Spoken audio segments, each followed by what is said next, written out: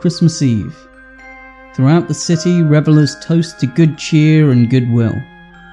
The homeless wrap up warm and brace for the cold. Across town, in a place nobody likes to be at Christmas, a nurse checks in on a patient on an intensive care ward. A car crash victim who drank too much and thought he could make the short drive from Hove to Kemptown, only to careen into a lamppost halfway home. His condition is critical. If you could make it through the night, this may not be your last Christmas. Merry Christmas. Exhausted, she kisses the man on the forehead and goes home to her husband to start her holiday celebrations. From a dark corner of the room, a large figure approaches the bed. He wears a red velvet suit with white cuffs and a familiar bobble hat. A man known throughout the world as Santa Claus. You won't be leaving this hospital, Danny. I'm afraid you've made the naughty list. Santa attempts to step closer to the bed when a skeletal hand grips his right shoulder. The hand of death. This has to stop. This'll just take a moment. No, this man is not Jew. He still has 28 years left. He made the list. Your list is bullshit. It is not your decision to make whether this man lives or dies. You cannot take him before his time. And who's to stop me? You're just an errand boy, trash collector of the underworld. Take it up with them if you have an issue. Otherwise, get out. The Reaper solemnly withdrew his hand and stepped back into the shadows. Santa moved to within inches of the comatose Danny's face, closed his eyes, and started to chant. Ho, ho, ho, ho.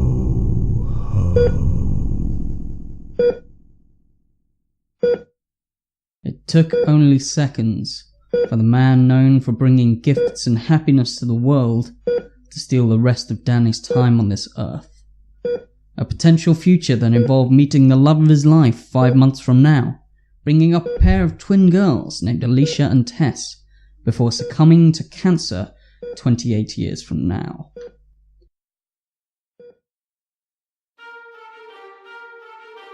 Welcome to the Dragon Slayer of Brighton, Episode 7, The Time Thief.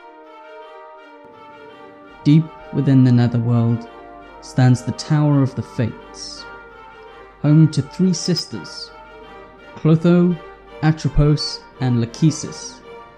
These eternal beings govern the paths of all those born on Earth. Tirelessly they work, weaving the threads of life into a grand tapestry of their design, a tapestry that is beginning to unravel. There goes another! I'll get to work on a replacement. Red, wasn't it, Lackey? It was scarlet, yes, with a hint of magenta, if you please. 82 inches should do it. Atty, do you have an end? Heart stops, surrounded by love. Beeping machines begin to cry and wail. Atropos, clearly distraught, looked at the tapestry and the thread that had just frayed. A chunk of threads in a section now hung loose. Lachesis carefully unweaved the now broken thread.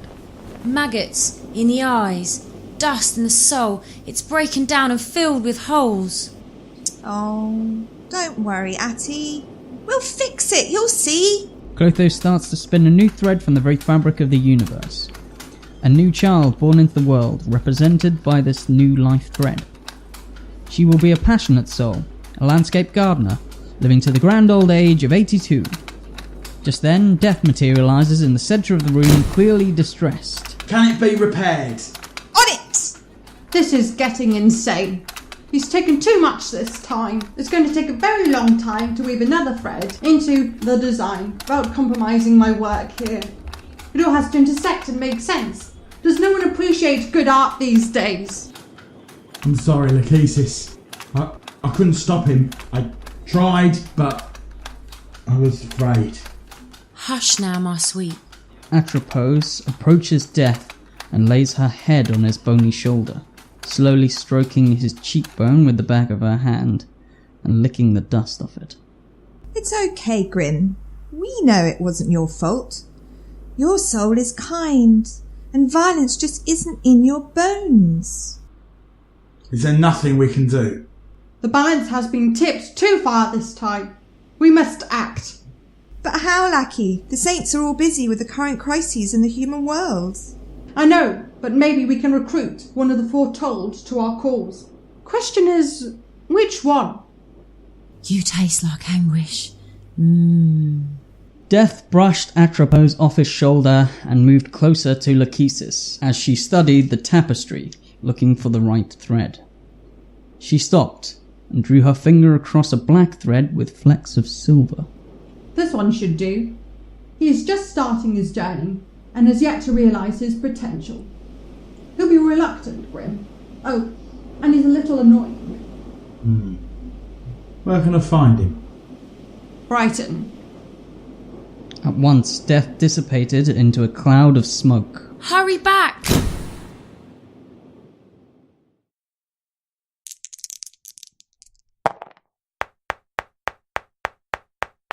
Pall Mall. Mine. And it's got a hotel. Pay up, sucker.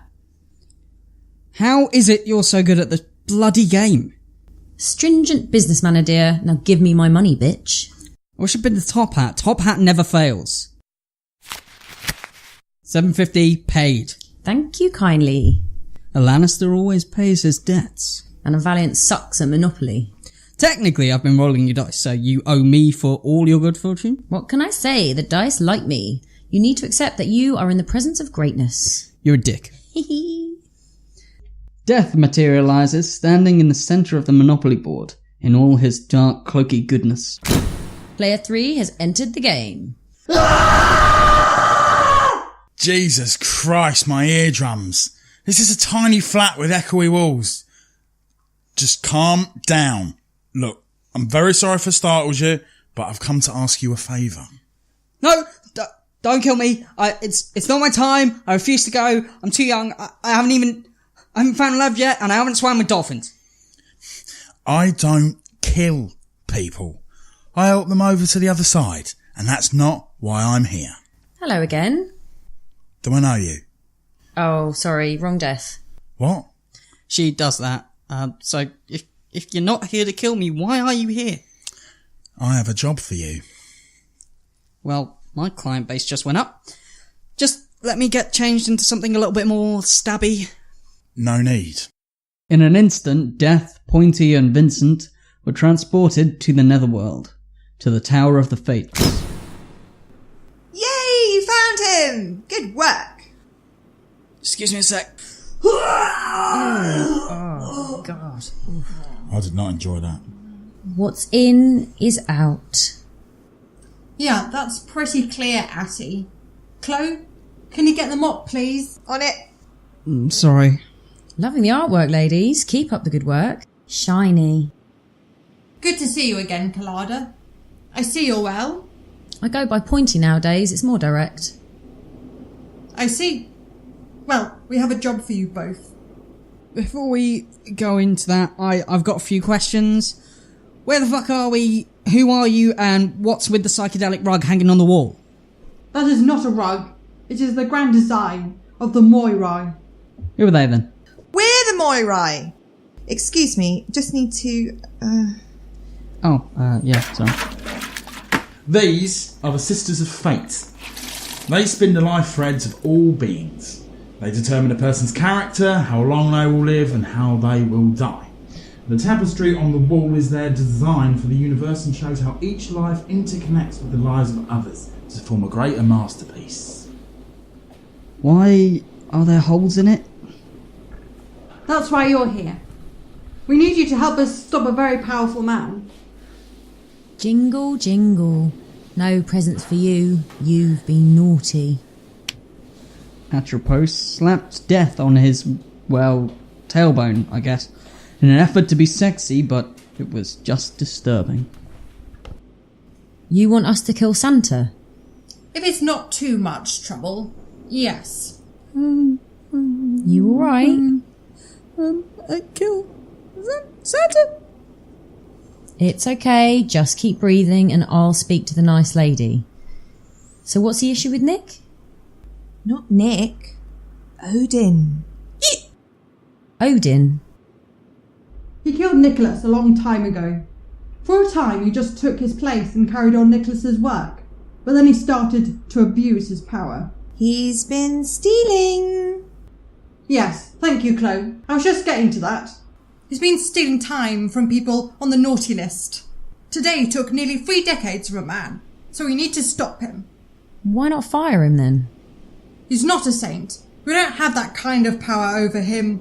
Plus we have to work tirelessly here to stop the balance tipping too far and bringing down the entire universe. Or all of them. He transcends all of us and gets his power from his worshippers. And he's taken so much time that he can basically control it. So how exactly are we meant to help? Get to the point. Fixed, always. All worlds, the shiny cannot die. Attie's right. You're a pan-dimensional being. You can't die. And Vincent there...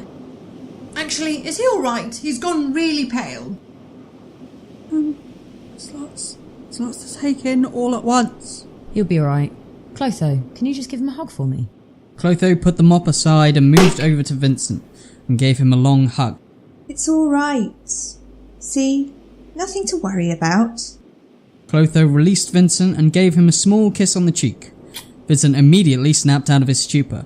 Right, what's the plan? Glad you could join us. As I was saying, Chloe has the power to revive Vincent, should he die in battle, and you cannot die. Grim will escort you there and assist you. Now, go!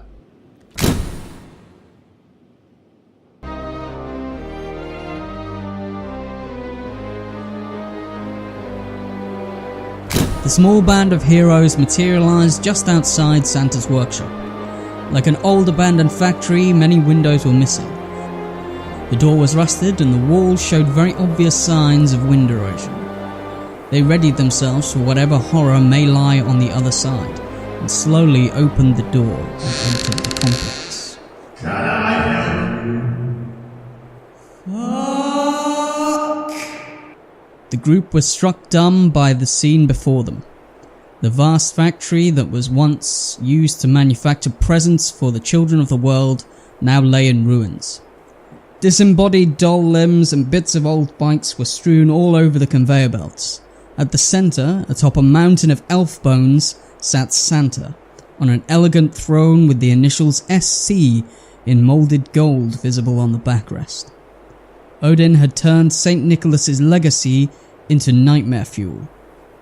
Santa was no longer a joyful man with rosy cheeks. His eyes were dark pits that housed still burning embers that stared incessantly at the intruders. Santa? Wanna sit on my knee, boy? I promise not to bite. A wide grin broke out on Santa's face. His teeth were jagged like those of a shark. I think we should have made a plan before coming here. Yeah, agreed. We'll wing it. Could do with a glass of mulled wine if you have some. Bit nippy outside. The Dragon Slayer approached the mountain of elf bones, feigning confidence. Why don't you come down and have a closer look at my straight edge? Kinky, who do you think you are? Invading my home, offending my eyes with the very sight of you. Oh, you don't know? I'm the Dragon Slayer of Brighton. I deal with big ugly assholes who think they're better than the rest of the world. I'm kind of a big deal. This is the best you could rustle up, Grim. You really are a pathetic creature. I would squash your hero like a bug. Well, we're here to stop you. Your bitch talk needs some work, dude. You big red scrotal sack! Much better. Santa slowly raised himself out of his throne and glared down at the heroes. He was easily 7 feet tall. He grabbed his staff that was leaning against the throne. For the heroes, what happened next was imperceptible. Santa, with a short Ho! stopped time and spun Vincent's head round 720 degrees and removed it from his body. With a second,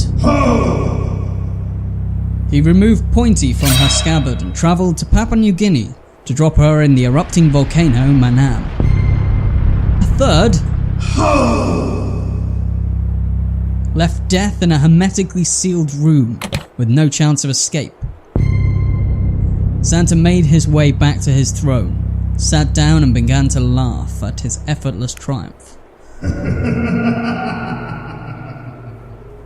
After a while, he once more started time with a final Santa's triumph over the Dragon Slayer was so swift, he hadn't thought to steal his remaining time. After his excursion, he had used up 478 days. It was probably about time he got around to replenishing that. He checked the naughty list and decided to visit a young girl named Vanessa in Brighton. He relished the symmetry of reaping time from a child in this so-called hero's own city. When he arrived, he found Vanessa in bed. She was a young girl aged 12. Her indiscretion had been to lie about a girl in her class, stealing a DVD from the store cupboard. The girl, Hannah, had received after-school detention. Surely this was a heinous act that needed punishment. 10 years ought to do it. That would rob her of the chance of conceiving her third child later in life. Santa bent down close, ready to chant in the girl's ear. That's incredibly creepy, do you know that? Santa spun round horrified and confused, just in time to see Death seize him by the throat and take him to the Tower of the Fates. Gotcha!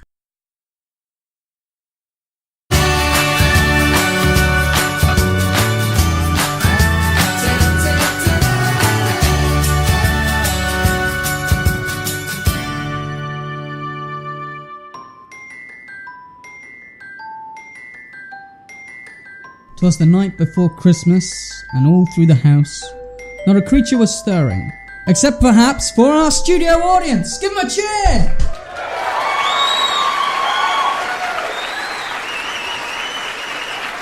That's right, ladies and gentlemen, it's time for Secret Santa, a game where we see if good old Saint Nick can find the secret to our hero's miraculous escapes. Now, let's bring out our very special guest, Santa Claus! What? Where am I? Now, Sandy, I'll ask the questions here, but since you ask, welcome to the loom room of the Moirai. We added broadcast access to the entire netherworld! Say hi to the folks at home. Fuck off! Oh, you charmer. I'm sure you're wondering why you're here, strapped to that chair. Well, you're here to play a game of true or false. We'll ask you 3 questions, and if you get them right, there's some serious presents to be won. Pointy? That's right, Vincent. We've got some lovely presents here this evening. Let's take a look. We've got a lifetime supply of mince pies. A personalised licence plate for the sleigh driver who wants to be the envy of the town. And for the grand prize, we've got this glorious stasis chamber. That's right, Santa. This little beauty is your own personal stasis stream to relax for an eternity of silent contemplation. Its sleek and elegant design will be sure to get you noticed by all the ladies. Woohoo! Bits! Quite a haul if all goes well, so back to you, Vince, to get things started. I'm done with this. Ho! Ho! Sorry, Santa, no powers here. We're beyond time. There's only us and the game, so let's play our first round. Death, spin that wheel!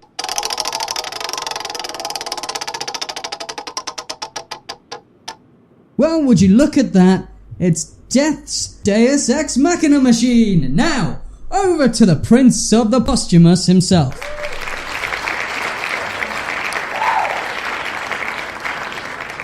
In this round, I'm going to give you 3 options for how you think we survived our almost certain demises. You just have to guess the correct answer. Number 1. We are immortal beings and so are only faking for dramatic effect. Number 2. Giant eagles flew us the fuck out of there. Or is it number 3? The Sisters of Death are outside of the constraints of time. Lachesis reverse-engineered Vincent's death to die at your hand. Clotho revived him, and Atropos stalked you for over a year and grabbed me and Pointy mere moments after you left us. Then set up this whole scenario just to piss you off. So, is it 1, we're immortal, 2, giant eagles, or 3, the Moirai? 3. Correct. Congratulations! What's he won? Janet Hughes. What? You remember her, don't you? Died in a car accident with her friends, aged 16. Actually, it was on her birthday, wasn't it? Yes. Yes. I took 13 years from her that day. You were friends, I think. No, more than that. Always flirting and drawing offensive cartoons of the teacher in maths. She had a note in her pocket when I met her that day. Don't you dare. Don't listen to him, Vincent. He's just trying to get you angry. He's succeeding. Hey, Sixpence. Can't wait to see you later on. For now, I just want you to know I think you're the sexiest and most amazing girl I know. Until later. Love you. Oh, so sweet. And a drawing of something in the corner. What was that? It's a rabbit. Fluorescent yellow one. It was our code when we wanted to see each other but didn't want others to know. We said we were going to feed the rabbit. A fucking rabbit? Shame. She would have had your baby in 8 years' time too, if she'd lived. Santa grinned widely and laughed. Tears streamed down Vincent's face as he grabbed Pointy and charged at Santa. The Moirai and Death grabbed Vincent and held him back. Let me kill him! You can't. If he dies, we lose all time he's ever stolen. If he's in stasis, we can siphon the time he took and give it to those who deserve it. He has got to go. He stole my family. And if you take him, you take away so many, many more. Nobody wants healing more than me right now, but they're right. We have to put him in a stasis stream. Do as they say, boy. You would have been a weak father anyway. Atropos stepped forward and slapped him on the face so hard it drew blood from the corner of his mouth. Snakes and rodents crawl from your mouth. Lock 'em up. Let 'em eat your insides. Good heart in that boy. Strong. Thanks, Atty. The Dragon Slayer sheathed Pointy in her scabbard and moved closer to Santa's face. You're meant to bring joy and hope to this world. You're a symbol to be looked up to. Someone who also brings out the good in people and reminds them that the world is a place brimming with love, if they're willing to see it. You bring families together, even if they hate each other the rest of the year. You empower us all to give to the poor and help the homeless. You used to bring out the saint in all of us, and now you're just a monster. I'm glad my child never got to see you. Not your new face. You will bow before me one day. That prison cannot hold me forever. You'll see, Vincent. You'll see! Santa was taken to the stasis chamber. Just before he was sealed up, Death stabbed him through the heart with his scythe. So he doesn't sleep peacefully? The chamber was sealed and Santa, Odin, was trapped in the frozen time stream in constant agony forever. The Moirai appointed a new Saint Nicholas to carry on Santa's name. Hopefully he could restore the tainted legacy that had been bestowed upon him. Death was awarded some much-needed time off for a while, and Atropos joined him to, knock bones. The Dragon Slayer and Pointy got home just in time to see snow begin to fall.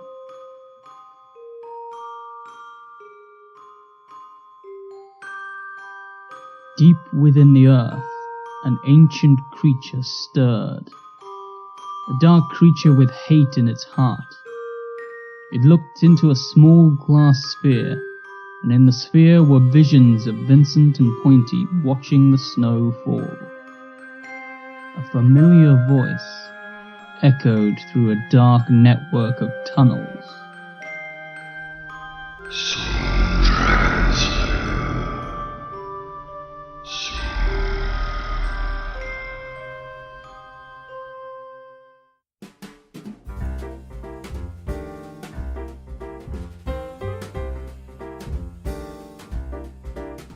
The Dragon Slayer of Brighton is made by Folklore Productions and starred Vincent Whittaker as Vincent the Valiant, Jessica Woodfall as Pointy and Atropos, Jonathan Howlett as Santa, James MacDonald as Death, Rebecca Turner as Lachesis, Louisa Tomlinson as Clotho, and the nurse was played by Naomi Crombie.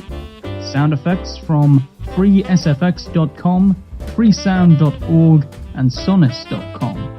With music from Kevin MacLeod, Ease Jammy Jams, Albus, and Audionautics.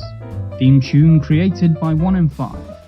Links to all music used can be found on the website therebedragonshere.squarespace.com. Written, directed, and produced by Vincent Whittaker. The Dragon Slayer will return in episode 8. I met the girl of my dreams last night. She tried to kill me. You can find us on social media, like, subscribe, and why not leave a review. Take care out there, Merry Christmas, and remember, there be dragons here.